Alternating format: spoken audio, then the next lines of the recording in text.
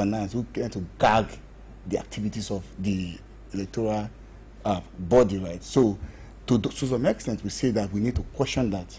That itself needs to be questioned, because if the increase in post-electoral litigations, right? So what often led to that? What often led to it, right? One of it is about issues around logistics. One of it is issues around the promise for commitment to deliver. So when you don't deliver those expectations, right? When you have the increasing in votes in terms of in areas where there are less people who have registered, right? So you see that issues around comes to place, right? So when the actors are not satisfied with those kind of decisions, what happens in essence is that they go to court. They tend to use the judiciary as a last resort to seek for redress, right? So in the recent times, we've seen that there's been an exponential increase in terms of litigation. So why have litigations happen, right? Because a lot of if you see that the comparison, a quick comparison between Atari Jega and this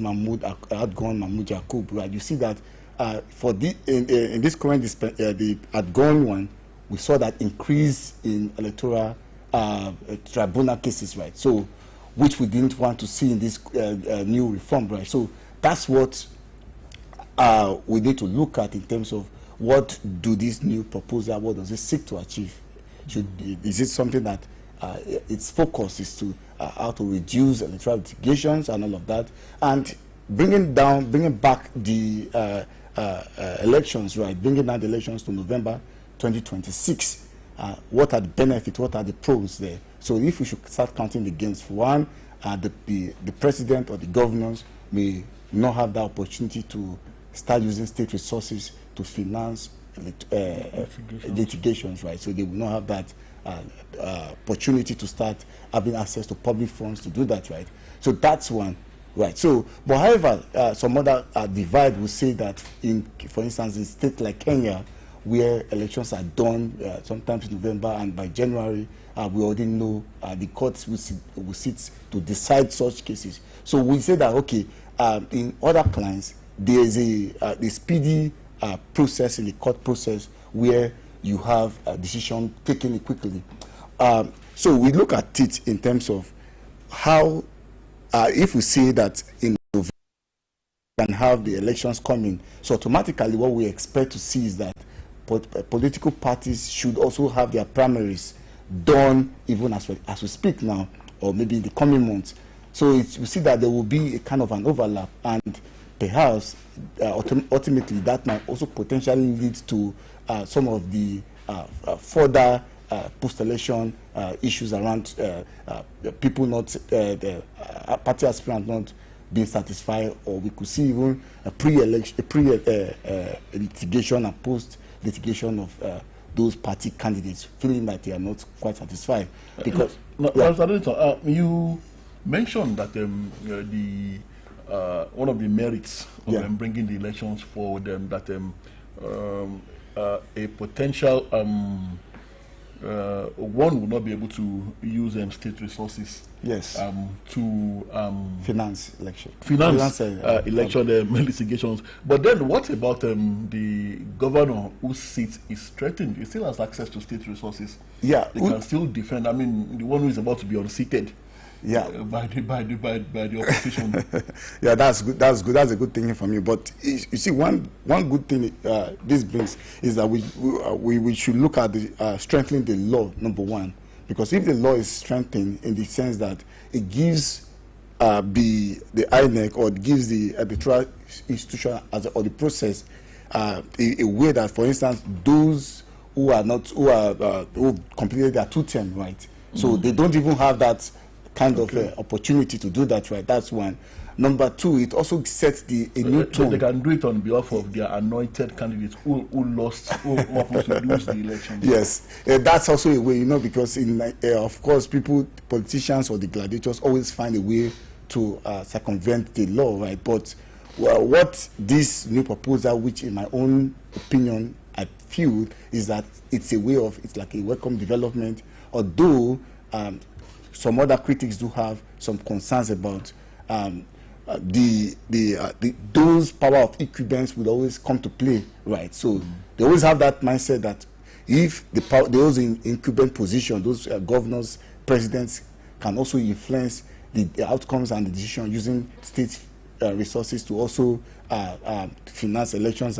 But you see, we are talking about the post-election litigation now. We want everything to be complete, so that when the swearing in of the president or the governor comes into office, they, on ascending the office, they know that there's no issues around tribunal matters or election petition cases, right? So what they do is that they just go to the business of governance, and they hit the ground running on the first date of inauguration.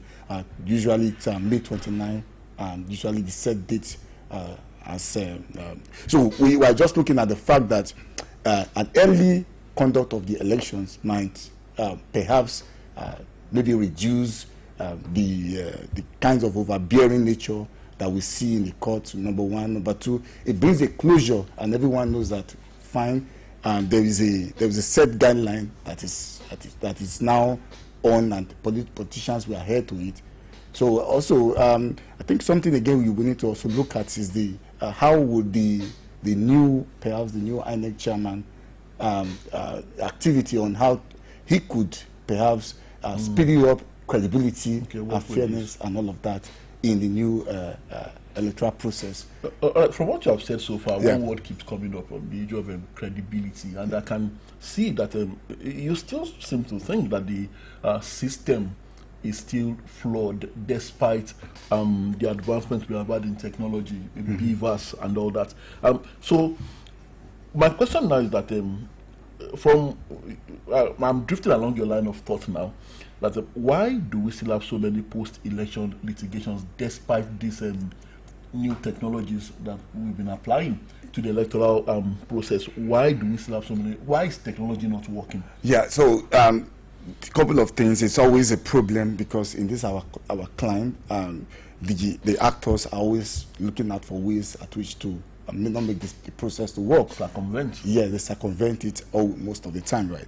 So that's my own assessment of that. So, but usually you see that perhaps it might be one of the new times where we are introducing technology into the electoral process, into the electoral regime in Nigeria. So you see in the last election, 2023, we saw that there was a lot of glitches, right? We saw that a lot of the machine broke down, and they could not have timely repair of those electoral materials, right? And in many cases, we saw that even the logistics was not put in place, and even the engineers that were to repair and to the software updates, they were all not in phase, right? And that was why it explained the reason why you saw when for some election they were transmitted, right? But for the presidential election at that time, it was they were having kind of glitches around that. So everything goes around to the aspect of logistics if you look at it in general. But how then do we resolve this issue? Then it comes to about issues around proper planning, the proper deployment of those gray areas, those aspects that we've rightly identified, because we cannot take an aspect of technology, information technology, IT, out of our electoral process that's come to stay. What ought to be done now is how to improve on those aspects, yes, of seeing how to incorporate the new media technology particularly in strengthening our electoral process, because to me that's the way to go. Remember again, we're talking about issues around diaspora voting, right? So we also need diaspora to vote, and one of the ways they could do that effectively is perhaps if they are able to vote remotely from wherever they are. And one of these proposals which we need also to make reference to is that even people like you who are journalists that will be on the field on that day should also give them an early opportunity to vote. I think part of it, one of the proposals was that 14 days they should be able to make their even those election observer, no one should be disenfranchised as a result of performing his other responsibility, state responsibility. So to come to mind, I feel some of these proposal goes a whole long way, right? I think one of the statement again that we also need to talk about is that it makes transmission of result even compulsory. So the presiding officer on the day of election must ensure that the elections, the results are transmitted through the accredited means that has been laid down, and it made the punishment of a fine and imprisonment potentially it may also be the two. So these are kind of new advancements. But my own take as regarding this aspect is that should we now test this process of having elections in November? Will it be will be right for us? Perhaps looking at what's been going on, the deflection around political parties now, how political parties are able to conduct internal party democracy process, right? Because you know that the current states of our political parties now is still not very. Yeah. Well, I'm happy you mentioned this particular aspect. You came to this particular aspect of our discussion. I was about to ask, do you also think that the ruling party but just want to spring the card of early elections on the opposition, just to ensure that they are ill prepared and wouldn't have recovered early enough from their own internal wrangling to put them in good stead for the polls? Some people are smelling the rat and they are looking at a conspiracy theory here. Yeah, so you see, very good way to quickly answer this question is, number one, you understand that we've been talking about politics a whole lot in Nigeria, in this client, right? So we've not been seeing issues around governance. No one is talking about how to effectively carry out the responsibility of addressing the increasing cost of food, the poor state of our roads. No one is talking about how to fix them.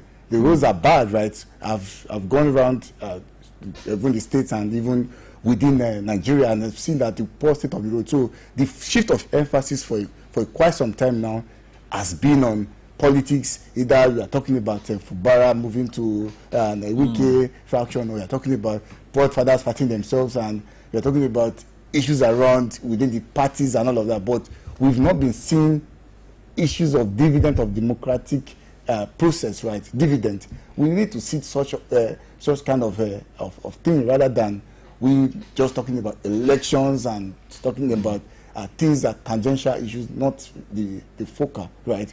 So what do we want to see now? We want to see this political part, the gladiators, the elites, now making the center focus of the conversation, aside from elections and politics, now on strictly on governance. Yeah. Now, if this National Assembly's proposal, assuming it sails through, then it would mean that the period between election victory and swearing in would be very long. I mean, November 2025 till May 2027, when the tenure of the incumbents is supposed to end. Now, don't you think this offers enough time for a sitting governor who is handing over to an opposition party to conveniently set political and administrative booby traps for the incoming, or a situation where the incoming, with a sense of entitlement, perpetually distracts and places stumbling blocks in the development consolidation path of the outgoing in the twilight of that administration? Okay, so I will try to take the first one first. So, like I've said, traps. Okay, like I've said, in the first part of your question, that if it's a long time, right? That's where I also made reference to the issue of the Kenya. Okay, like the Kenya, the state of Kenya, they have a speedy conclusion of their election petition cases.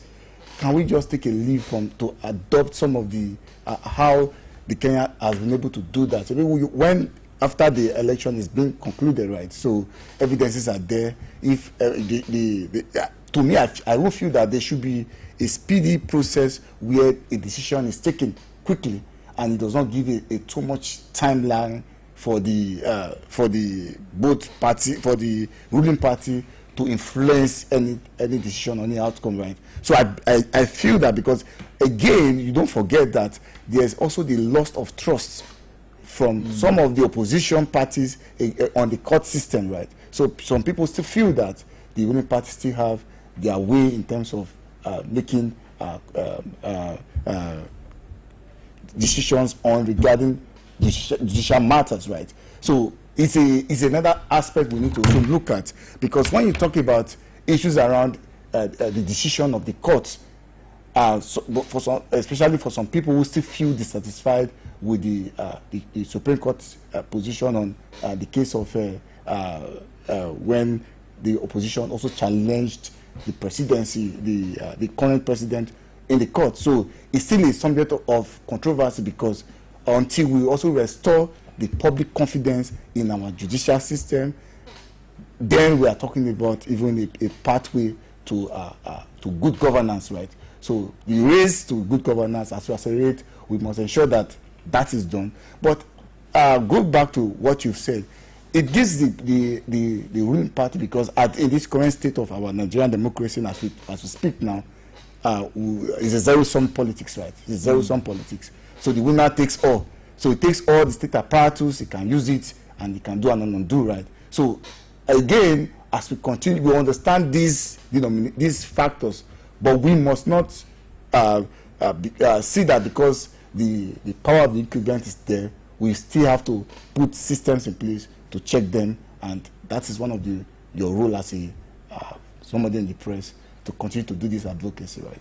You know why I asked them these questions, and why I have these reservations about the time lag. Assuming we conduct elections in November 2026, governorship elections, for instance, and swearing does not come until May of the following year, May 2027. Now, it has happened before, Barrister. What I'm trying to say here, a situation where, well, a governor loses an election. Okay, let me use Oyo State here as an example. Yes. I remember when Alhaji Lamadeshino lost his bid for a second time. God rest his soul.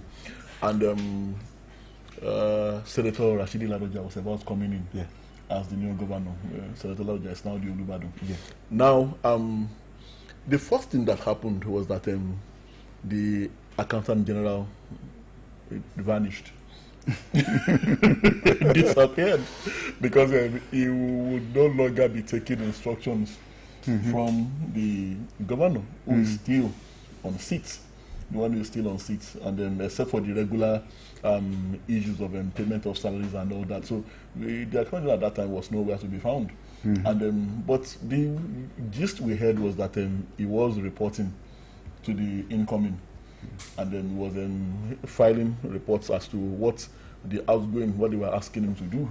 And then what they found curious, and what they did, what they were not happy with, they warned him that if you do this, we will deal with you when we come in, and all that. So I just give that as an example. Yes, I understand. So now imagine if we have that time lag, and the incoming, who is of the opposition, has plenty of time to trouble and disturb the outgoing.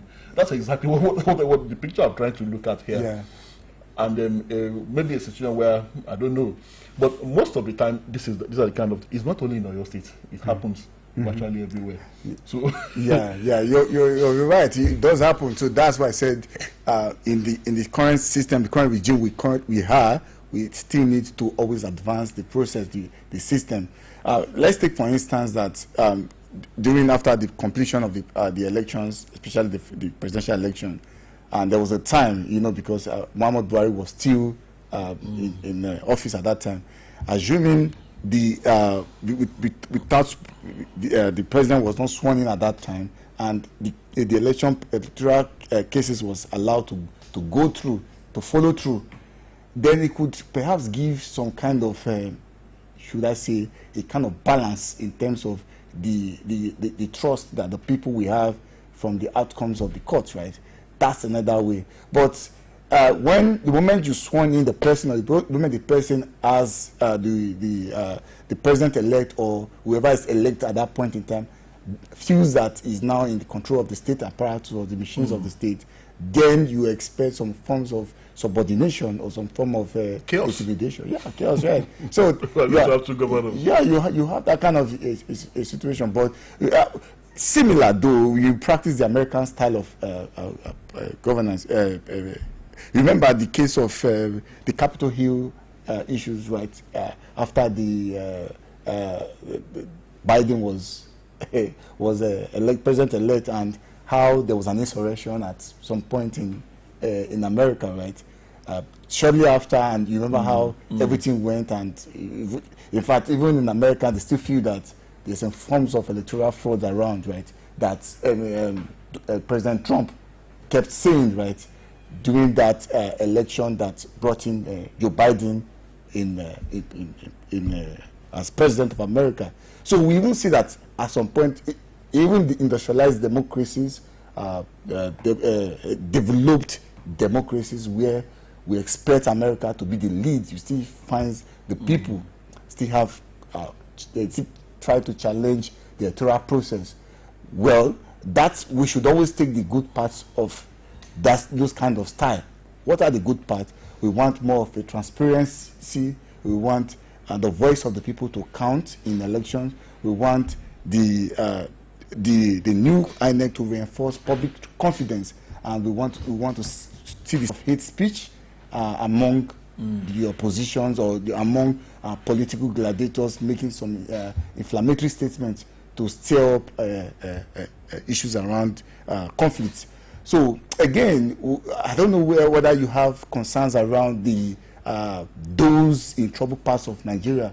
How would they vote during election, right? So that is also something that I've asked myself those questions. Some parts of Borno states now, that some even Zamfara, some parts that are not even very safe, right? So how do we have? Well, strangely, by the side, you must have observed that in those troubled areas you mentioned, when it's election time, there's always this thing, peace be still. There's always a calming of the storm. Talk about the southeast, talk about even the north, like you mentioned. Strangely, when elections are put, you will see that not a shot will be fired, not a single bomb will explode. So that's to tell you that, well, I'm not sure. These are things that cannot substantiate. But some people think it's because the same people who are running for elections are the same people that are sponsoring those elements. Yeah. So, Mr. Neriba, my PhD is on developing innovation to address the farmer elders conflict in Nigeria. Quite when I did a finding, right, it was quite evident that some of these actors said the resource struggle. So, and when it is period of election, remember, it's always easy to address, to bring stability. If you remember, during the era of President Goodluck Jonathan, you saw that some parts of Nigeria was under captivity by the Boko Haram sect. But as it was, we are approaching towards the election. The topic